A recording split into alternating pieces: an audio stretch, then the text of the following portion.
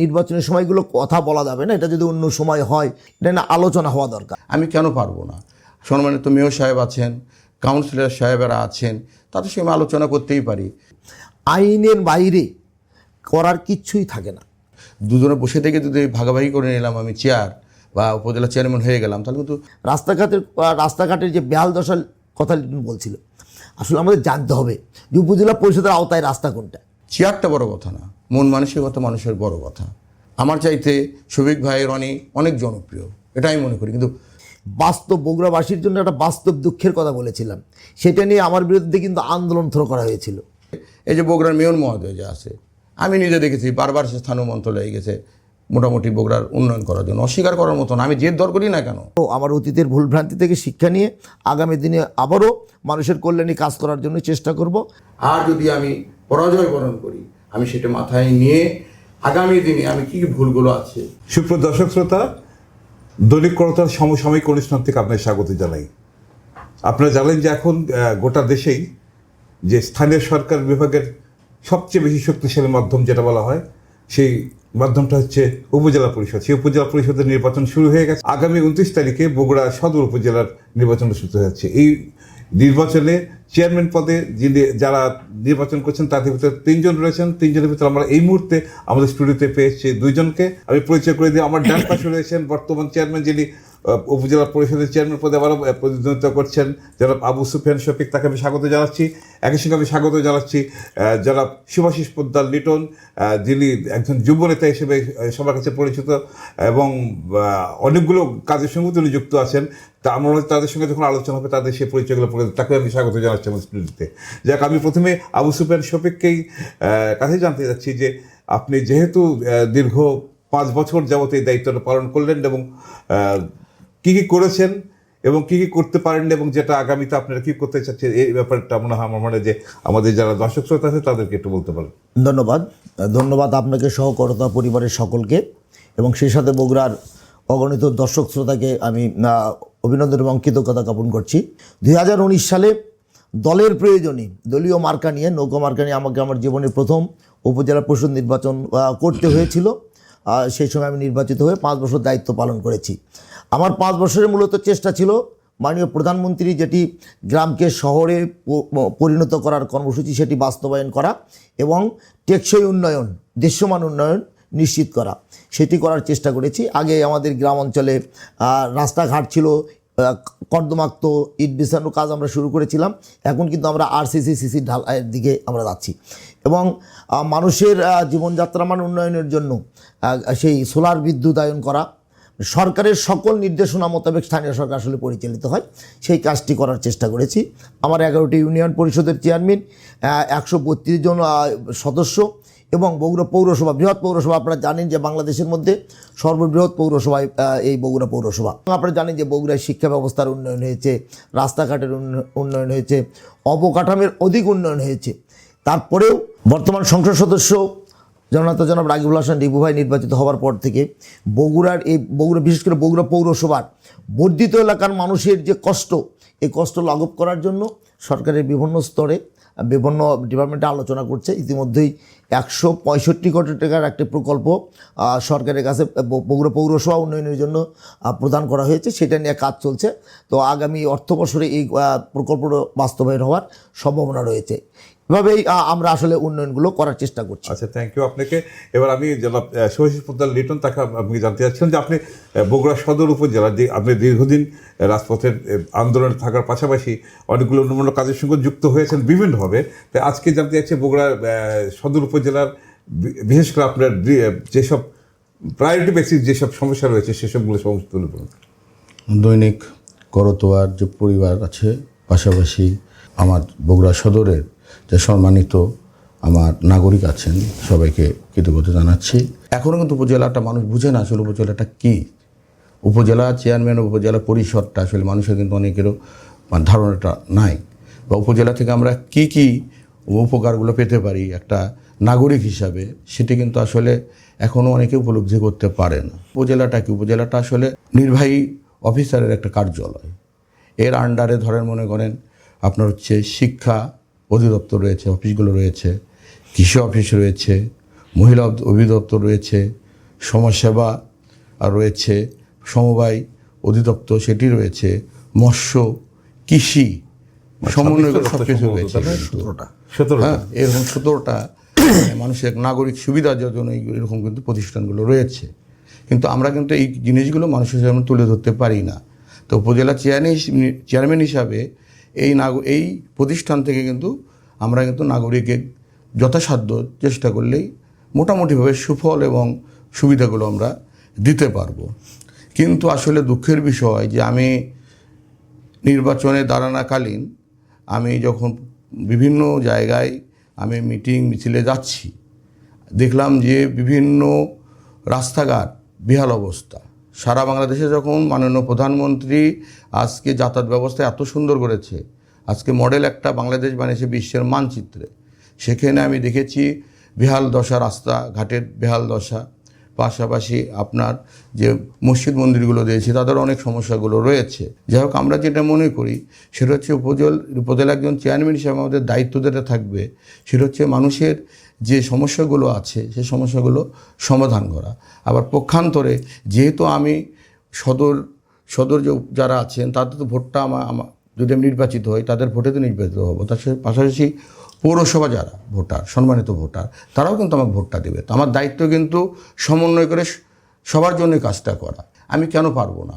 সম্মানিত মেয়র সাহেব আছেন, কাউন্সিলর সাহেবেরা আছেন, তাদের সঙ্গে আলোচনা করতেই পারি। তাদের সঙ্গে আলোচনা করে যদি আমি তাদের হাতটা ধরে দিই, কিছুটা হলেও সহযোগিতা করতে পারি, দেখা যাবে হয়তো বিশেষ করে বগুড়ার যে পৌরসভা যে আমার সম্মানিত নাগরিক আছে তারা কিন্তু অত্যন্ত উপকৃত হবে।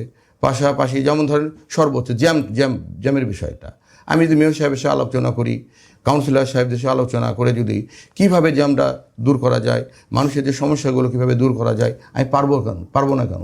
সম্ভব। এটা হচ্ছে মনের বিষয় একটা। আবার সদরে যে সমস্যাগুলো রয়েছে, আমি তো মনে করি উপজেলা চেয়ারম্যান হওয়ার পর অবশ্যই এখানে আমাকে উপজেলার যে আপনার হচ্ছে সম্মানিত চেয়ারম্যানগুলো আছে, মেম্বার মহোদয় আছে, মহিলা মেম্বার আছে, তাদের সঙ্গে আলোচনা করতে হবে এবং এলাকার অনেক গণ্যমান্য ব্যক্তি আছে, তাদের সমস্যাগুলো কী এটা কিন্তু আমাদের তুলে ধরতে হবে। যে কথাটি বললাম, বিশেষ করে আপনার যে অধিদপ্তরের কথাগুলো বললাম, বিভিন্ন অফিসের কথা বললাম, সরকারি অফিসের কথা, এই অফিসে যে সুযোগ সুবিধাগুলো নাগরিকগুলো পাবে এটাই তো আমরা বোঝাতে পারিনি। এই কথা যদি সঠিকভাবে মানুষের কাছে তুলে ধরতে পারি, নাগরিকদের কাছে তুলে ধরতে পারি, তাহলেই কিন্তু আপনি একটা উপজেলাকে প্রতিষ্ঠিত করতে পারবেন। উপজেলাতে কি কি কাজ হয়, কি কি আমরা সুযোগ সুবিধা পাবো, এটা আসলে মানুষের সামনে আমাদের তুলে ধরতে হবে। আমি যে কথা বলছিলাম আপনাকে সেটা হচ্ছে ম্যানুয়াল অনুযায়ী আসলে কি মানে একজন উপজেলা চেয়ারম্যান স্বাধীনভাবে কাজ করতে পারেন কিনা সেটা একটা দেখার ব্যাপার আছে। আর দুই নম্বর কথা, প্রথম যেটা শুরু হয়েছিল উপজেলা কনসেপ্টটা শুরু হয়েছিল যে স্থানীয়ভাবে প্রকল্প প্রণয়ন এবং বাস্তবায়ন করে স্থানীয়ভাবেই, এবং অর্থ যোগান দেবে হচ্ছে স্থানীয়ভাবে কিছু যোগান দেওয়া হবে এবং সেখান থেকে অর্থ আসবে। আসলে সেই অর্থ আসছে কিনা, যে কথাটা আমাদের বর্তমান চেয়ারম্যান বললেন যে আগে যখন মানে অন্য দলের ছিলেন, এমপি ছিলেন, তখন যেভাবে কাজ হয়েছে তার থেকে কিন্তু ভালো কাজ হচ্ছে এই এমপি আসার পর। তো আপনি এটা কি মনে করেন যে মানে এমপিকেও প্রয়োজন আছে কিনা এবং তাদের সহযোগিতা প্রয়োজন কি, এবং ওপরের থেকে প্রয়োজন আছেন কি? চেয়ারটা হচ্ছে এমন একটা জিনিস, চেয়ারে আপনি বসবেন কিন্তু মন মানসিকতা কাজের মতন মন মানসিকতা নিতে হবে। আপনি চেয়ারে বসে অনেক কিছু করাই সম্ভব যদি আপনার মন মানসিকতা ফ্রেশ করে আপনি যদি জনগণের জন্য করতে চান, মানুষের জন্য কিছু করতে চান, এটা কিন্তু করা সম্ভব। আর পাশাপাশি আমার শফিক ভাই যে কথাটা বলছে যে এমপি মহোদয় আসছে, কাজ হচ্ছে, এটা সত্য কাজ হচ্ছে, কিন্তু আসলে সারা বাংলাদেশে তো মাননীয় প্রধানমন্ত্রী আজকে উন্নয়নের প্রত্যেকটি জায়গায় ছোঁয়া লাগিয়েছে, এটা অস্বীকার করার মতো নয়। তো সেই ক্ষেত্রে আমি মনে করি যে আমি যদি জনগণের ভোটে নির্বাচিত হওয়ার পর সর্বপ্রথম যেটি করতে হবে, চেয়ারে বসার আগে আমাকে চিন্তা করতে হবে যে আসলে মানুষ কি চায়, মানুষের চোখ দেখে বুঝতে হবে আমাকে যে মানুষের চাহিদাটা কী। এটাই যদি না বুঝতে পারলাম তাহলে আমি এতদিন রাজনীতি করে, ছাত্র রাজনীতি করে এসেছি, পাশাপাশি যুব রাজনীতিটা করছি, কেনই বা আমি সেটা করবো? এটা হচ্ছে আমার কাছে প্রশ্ন। আপনি যে কথা বলতে যাচ্ছেন যে সুভাষী পোদ্দার লিটন যে কথা বললেন যে মানসিকতার প্রয়োজন আছে, একই সঙ্গে সহযোগিতা কালেকশন করার যে ব্যাপারটা, সহযোগিতা পাওয়ার যে বিষয়টা আছে, সেক্ষেত্রে আপনার প্রধান বাধা ছিল কি, এবং আপনার দৃষ্টিতে এটা কি করা সম্ভব হয়েছে কিনা হয়নি সেটা বলার দরকার। ধন্যবাদ দাদা। আপনি জানেন যে আমরা 19 সালে দায়িত্ব নেওয়ার পরে আমাদের কিন্তু প্রায় 2.5 বছর করোনা কাল চলছে। করোনার সাথে আমাদের যুদ্ধ করতে হয়েছে, এবং করোনার পরে এই বিশ্ব বাস্তবতার কারণে কিন্তু আজকে আর্থিক খাত কোথায়। আমি যখন 2019 সালে নির্বাচিত হই, তখন আমি এডিবি পেয়েছিলাম 98 লক্ষ টাকা। এখন এই বছরে কিন্তু আমি এডিবি পেয়েছি 68 লক্ষ টাকা, যেখানে কিন্তু আমাদের বাজেট কিন্তু কয়েক গুণ বৃদ্ধি পেয়েছে। জাতীয় বাজেট কিন্তু কয়েক গুণ বৃদ্ধি পেয়েছে, কিন্তু আমাদের অর্থ কিন্তু কমেছে, সরকারের দেওয়া অর্থ কিন্তু আমাদের কমেছে। পাশাপাশি অন্য অন্য ডিপার্টমেন্টে যে কথাটা লিটন আপনাদের সামনে বলার চেষ্টা করেছে, সেটি হচ্ছে যে উপজেলা পরিষদের যে বিভিন্ন বিভাগ, আমরা 17টা বিভাগ উপজেলার উপর ন্যস্ত করা হয়েছে। কৃষি, মৎস্য, প্রাণী সম্পদ, শিক্ষা, এগুলো মানে 17টা ডিপার্টমেন্ট। কিন্তু একটা ডিপার্টমেন্টের কিন্তু আমরা সভাপতি হতে পারি না। সভাপতি কেন, এই ওনারা আমরা শুধু কি উপজেলা পরিষদের সভাপতি। আমরা 2টা অ্যাকাউন্ট আমার নামে, উপজেলা পরিষদ চেয়ারম্যান এবং মানে ইউনোর নামে। এটা হচ্ছে উপজেলা পরিষদের রাজস্ব এবং উন্নয়ন। রাজস্ব জমা হয়, উন্নয়নে আমরা খরচ করি। এই 2টা ছাড়া কোনো অ্যাকাউন্ট কিন্তু মালিক উপজেলা পরিষদ মানে চেয়ারম্যান নয়। অ্যাকাউন্টের মালিক হচ্ছে ইউনো। কাজের আসলে নির্বাচনের সময়গুলো কথা বলা যাবে না, এটা যদি অন্য সময় হয় তখন আপনি বলবেন যে এখানে সুবিধা অসুবিধা কী, এটা না আলোচনা হওয়া দরকার। আপনি যেটা বলছিলেন যথার্থই, যে উপজেলা পরিষদ সরকারের একটা গুরুত্বপূর্ণ স্থানীয় সরকারের স্তর। এখানে মানুষের জন্য করার অনেক কিছু আছে, কিন্তু বললাম তো যে ঢাল্লাই তোর অনলাইন নিধিরাম সর্দার একটা কথা আছে। আসলে উপজেলা পরিষদ এরকম একটা পরিস্থিতি বর্তমান অবস্থায় চলছে, তবে এটা উত্তরণ হওয়া দরকার। উপজেলা পরিষদের মাধ্যমেই মানুষের কল্যাণ সাধিত হবে। রাস্তাঘাটের যে বেহাল দশার কথা বলছিল, আসলে আমাদের জানতে হবে যে উপজেলা পরিষদের আওতায় রাস্তা কোনটা, স্থানীয় সরকার যে কেন্দ্রীয় সরকারের রাস্তা কোনগুলা, এলজিডির রাস্তা কোনগুলা, আপনার রোডস অ্যান্ড হাইওয়ে রাস্তা কোনগুলা, জেলা পরিষদের রাস্তা কোনগুলা। আমাদের যে রাস্তাগুলা সেগুলো হচ্ছে তো আমাদের একবারে ক শ্রেণীর এবং খ শ্রেণীর রাস্তায় আমরা কাজ করি উপজেলা পরিষদ। গ শ্রেণীর রাস্তা সেগুলো করে হচ্ছে ইউনিয়ন পরিষদ। আসলে এই স্তরগুলো আমাদের জানা দরকার। আমি মনে করি যে আমি 11 সাল থেকে স্থানীয় সরকারের সাথে আছি, ইউনিয়ন পরিষদের চেয়ারম্যান ছিলাম, উপজেলা চেয়ারম্যানের দায়িত্ব পালন করেছি।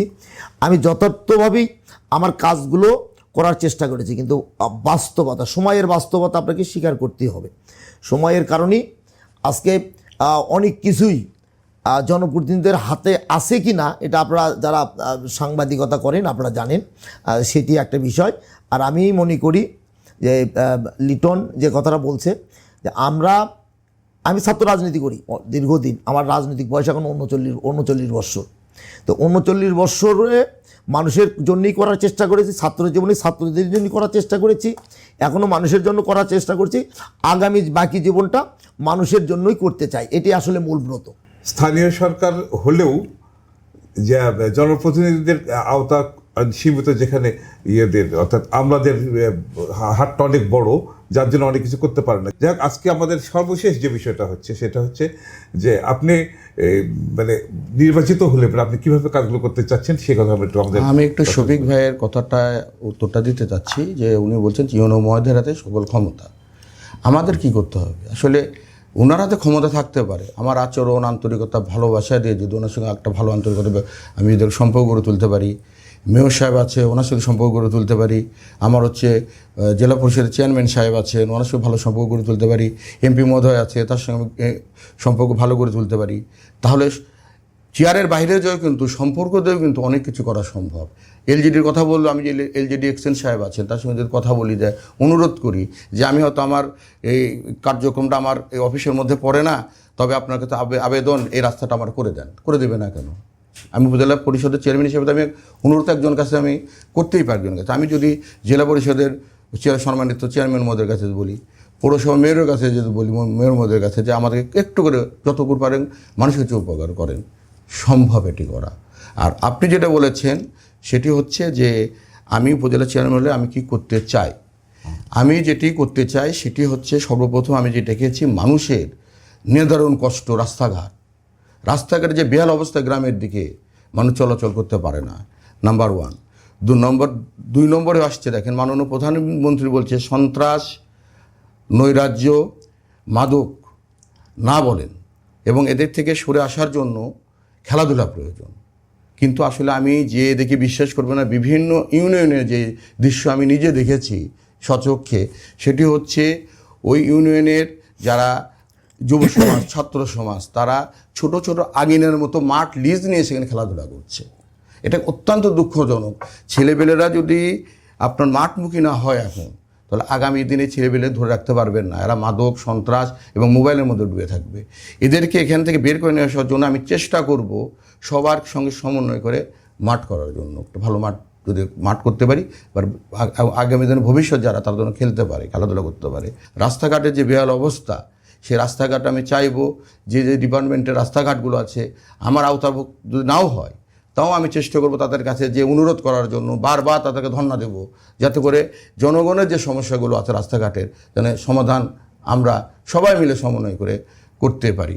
পাশাপাশি মসজিদ আছে, মন্দির আছে, গোরস্থান আছে, শ্মশান আছে, এটারও কিন্তু অনেক সমস্যাগুলো রয়েছে। আমি যাওয়ার পর দেখলাম, বিভিন্ন জায়গায় যাওয়ার পর আমি চেষ্টা করব, যদি আমার ওই উপজেলার আওতাভুক্ত না হয়, তারপর আমি চেষ্টা করব যাতে করে সমন্বয় করে সবার সঙ্গে অনুরোধ বিনোরোধ করে যাতে ওই কাজগুলো করতে পারি। শ্রমিকদের একটা বিশাল একটা আমি সমস্যা উপলব্ধি করেছি যে এত কষ্ট করে মাথার ঘাম পায়ে ফেলে কিন্তু একটা শ্রমিক তার সংসার চালায়, জীবন চালায়। কিন্তু আমরা দেখি যখন ঈদ, পূজা এই সবগুলো আসে, তখনই দেখি যে শ্রমিকরা রাজপথে নেমেছে।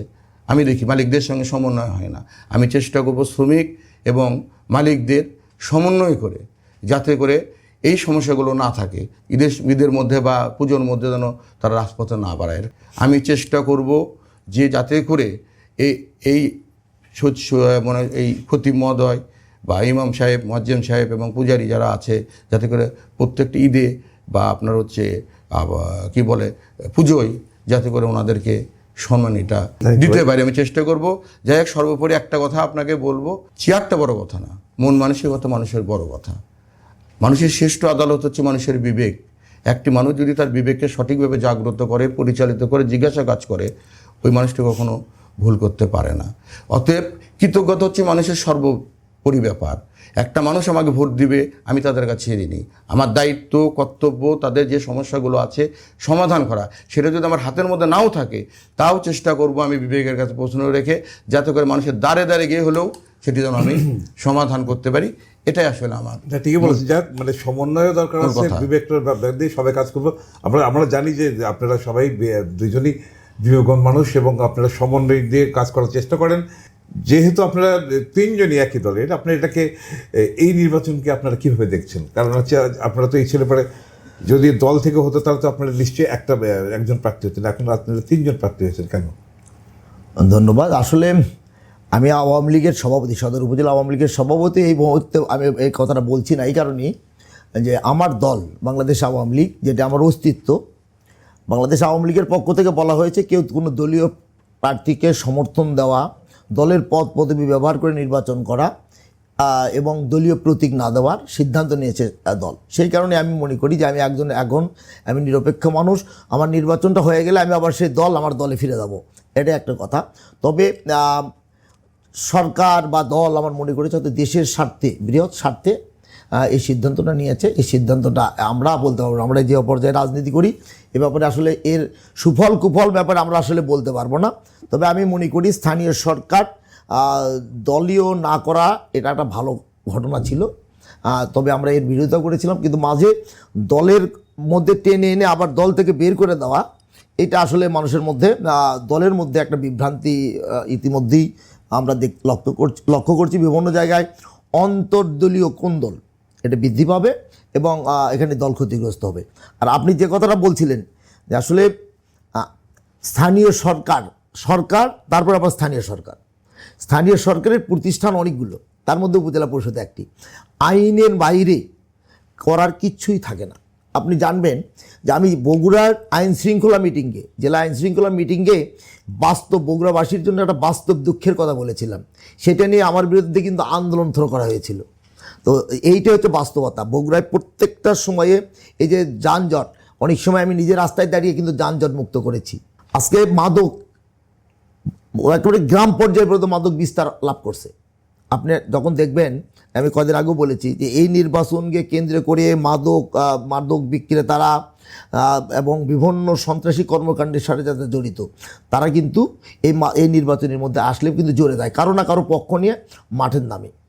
তো এটা কিন্তু একটা গণতন্ত্রের জন্য, জনপ্রতিনিধিদের জন্য অশনি সংকেত। প্রশাসন তার ব্যবস্থা নিতে পারে তাদের বিরুদ্ধে, কিন্তু একটা নির্বাচন আসলে অস্ত্র উদ্ধার হয়, সন্ত্রাসী মানে নিয়ন্ত্রণ করার জন্য অনেক ব্যবস্থা নেয়। এখন পর্যন্ত আমরা এই ধরনের কোনো ব্যবস্থা দেখছি না। তবে আমি দীর্ঘদিন যাবৎ স্থানীয় সরকারের প্রতিনিধি হিসেবে আসি, রাজনীতির সাথেও আসি, রাজনীতিও দেখছি, প্রতিনিধিত্বও করছি। বগুড়া পৌরসভার, এই বৃহৎ পৌরসভার, এর আগে মেয়র ছিলেন। আমি জেলার যখন কর্ণধার মিটিং হয় তখন কিন্তু পাশাপাশি বসি, আমি এবং মেয়র পাশাপাশি বসি। তা বারে বারে কিন্তু আমরা তার কাছে বলেছি, আমি ব্যক্তিগত বলেছি যে ভাই চলেন স্থানীয় সরকার মন্ত্রীর সাথে আমরা দেখা করি, বগুড়ার জন্য আমরা কাজ করি, আমাদের কাজ করতে সমস্যা নাই। কিন্তু ওই যে আওয়ামী লীগের নেতার কাছে বিএনপির নেতা কেমনে যায়, এই যে একটা মন মানসিকতা, মানে তারা কোনো মন্ত্রীর কাছে গেলে হয়তো বা তাদের দলীয় পদ পদবি থাকবে না, এরকম চিন্তা চেতনা থেকে কিন্তু আজ পর্যন্ত আপনি দেখাতে পারবেন না যে পৌরসভার কোনো মেয়র স্থানীয় সরকার মন্ত্রীর সাথে একটা দিনের জন্য দেখা করেছে বগুড়ার কোনো উন্নয়ন নিয়ে। এটা হচ্ছে আমাদের ঘাটতি। এই ঘাটতি আমরা আগামী দিনে পূরণ করতে পারবো কিনা আমি জানি না। তবে লিটন যে কথাটা বলছে আমিও একমত যে মন মানসিকতার পরিবর্তন হলে হবে, তবে আমরা শুধু এককভাবে মন মানসিকতার পরিবর্তন হলে হবে না। এইটার সাথে বগুড়ার সকল স্থানীয় সরকারের যারা প্রতিনিধি আছে সবাই মিলে যদি মন মানসিকতা পরিবর্তন করে, আমাদের এখন আমরা এমপি সাহেবের একটা মন মানসিকতা পরিবর্তনের মানুষ আমরা পেয়েছি। উনি একজন অসাম্প্রদায়িক মানুষ, সকল শ্রেণী পেশার দল মতের মানুষের সাথে আমার এমপি মহোদয়ের যেহেতু কথাবার্তা চলাফেরা হয়, আমার মনে করি যে ওনার মাধ্যমেই আমরা অতীতের যে আমাদের সংকীর্ণতা ছিল, আমাদের আপনার কি বলে, আমি মনে করি যে আমাদের ভেতরে সীমাবদ্ধতা ছিল, সেই সংকীর্ণতা সীমাবদ্ধতা কাটিয়ে আমরা আগামী দিনে বগুড়াকে সার্বজনীনভাবে উপস্থাপন করতে পারবো। ধন্যবাদ আপনাকে। আপনার কথা থেকে তো অনেকগুলো প্রশ্ন আসছে, অনেকগুলো বিষয় আসছে যেটা নিয়ে আমরা দীর্ঘ আলোচনা করতে পারি। যেহেতু আমাদের সময় সীমিত, সেই আলোচনাগুলো না, কারণ যেমন আপনি বললেন যে মাদকের বিস্তার ঘটেছে, আমরা আইন শৃঙ্খলার পরিস্থিতি সেভাবে উন্নয়ন করতে পারিনি। একই সঙ্গে আপনি বললেন যে আমরা যানজট নিরসন করতে পারিনি, অনেক চাঁদাবাজি বন্ধ করা সম্ভব হয়নি, যেটা মানে আপনার দলের নেতা হিসেবে এবং আপনার জনপ্রতিনিধি হিসেবে হয়তো বা আপনার যে দায়িত্ব পালন করার চেষ্টাও করেছেন, কিন্তু কেন হয়নি সেই বিষয়টা হয়তো আমরা অন্য সময় আলোচনা করতে পারি। আমার মনে হয় যে আপনার কাছে প্রশ্ন করতে পারি, যেহেতু একই দলের আপনারা, সেহেতু আপনারা মানে দলে কেন আপনি এভাবে নির্বাচন করতে পারেন? আপনারা তো আন্ডারস্ট্যান্ডিংয়ের মাধ্যমে আসতে পারেন অথবা অন্য কোনোভাবে আসতে পারতেন। আমাদের রাষ্ট্রপ্রধান উনি চেয়েছেন, সমন্বয় করে সবাই মিটিং করে চেয়েছেন যে আসলে নির্বাচনটা স্বতন্ত্র হলে সবাই অংশগ্রহণ করবে এখানে, যে কারণে আসলে অংশগ্রহণমূলক নির্বাচন করা সবারই মানে সহযোগিতা করা দরকার। সেখান থেকে আমিও মনে করেছি সব জায়গাতে অংশগ্রহণমূলক একটা নির্বাচন হোক। এই নির্বাচন যাতে অংশগ্রহণ উৎসবমুখ নির্বাচন হয়, এই যে কোনো আমি নির্বাচনে এসেছি যাতে মানুষ বোঝে একটা নির্বাচন, উপজেলা নির্বাচন হচ্ছে, উপজেলা সম্বন্ধে মানুষের জন্য একটা সুন্দর একটা ধারণা আসে। আপনি নির্বাচনের মাঠে যদি কেমন না থাকলাম, দুজনে বসে থেকে যদি ভাগাভাগি করে নিলাম, আমি চেয়ার বা উপজেলা চেয়ারম্যান হয়ে গেলাম, তাহলে কিন্তু জনসাধারণের জবাবদিহিতা, তাহলে আমার কিন্তু সেই জবাবদিহিতার মন মানসিকতা থাকবে না। আর জনগণের ভোটে যখন আমি উঠবো তখন কিন্তু 100% আমাকে জবাবদিহিতা জনগণের কাছে আমাকে করতে হবে। এটা হচ্ছে 1 নম্বর কথা। 2 নম্বর কথা, আমাদের একটা সমস্যা একটা জায়গায়, আমরা যখনই জনগণের ভোটে উঠি, যখন আমরা কাজ করতে পারি না, তখন আমাদের দোষ আমরা দিই, না হলে এই প্রশাসনের দোষ, পুলিশ প্রশাসনের দোষগুলো দিই। এটা থেকে আমাদের বের হয়ে আসতে হবে। আমার কতটুকু কাজ, আমাকে সেই কাজগুলো করতে হবে। মানুষ কেন আমাকে ভোট দিয়েছে, মানুষের জন্য তো অবশ্যই আমার জন্য কিছু হলে করা উচিত। করা যাবে না কেন? এই করোনার মধ্যে মানুষ যখন বাড়ি থেকে বেরো হয়নি, এমন হয়ে গেছে বাবা মা মারা গেছে, পশমন্ত করেনি। আমি 2 বছর একবার একটানা আমি কিন্তু মাঠে ছিলাম। পাশাপাশি শুধু তাই নয়, আপনার হচ্ছে আমি চেষ্টা করেছি সকলের পাশে যাওয়ার জন্য। এ সাংবাদিক ভাইরা যে আছে, তারা যে অসুস্থ হয়েছে তাও আমি দেখতে গিয়েছি, কেউ বলতে পারবে না আমি ছিলাম না। এটা একটা মন মানসিকতার ব্যাপার। আবার 2 নম্বর যে কথাটি বললো যে আসলে দল ভাগাভাগির কারণে উন্নয়নটা হচ্ছে না, আমি এটা কখনোই এটা বিশ্বাস করি না। কী কারণে, যে সেটা হচ্ছে এই যে বগুড়ার মেয়র মহোদয় যে আছে, আমি নিজে দেখেছি বারবার সে স্থানীয় মন্ত্রণালয়ে গেছে মোটামুটি বগুড়ার উন্নয়ন করার জন্য। অস্বীকার করার মতো না, আমি জেদ দর করি না কেন, আমি অন্য দলে কোনো সমালোচনা করতে যাব কেন? আমার যতটুকু দায়িত্ব কর্তব্য আমি কতটুকু করলাম সেটা আমার দায়িত্বগত বোঝার দরকার, এবং আমার ভুল ত্রুটিগুলো আমাকে ধরতে হবে। মানুষের ভুল ত্রুটি করে ধরে আপনি কিন্তু আগামী দিনে কোনো উন্নয়ন করতে পারবেন না। আর পাশাপাশি যে কথাটা বলছেন যে আমরা আসলে প্রতিদ্বন্দ্বী হয়েছি এবং কি মনে করি, আমার বক্তব্যগুলো শুনবেন সব জায়গায়।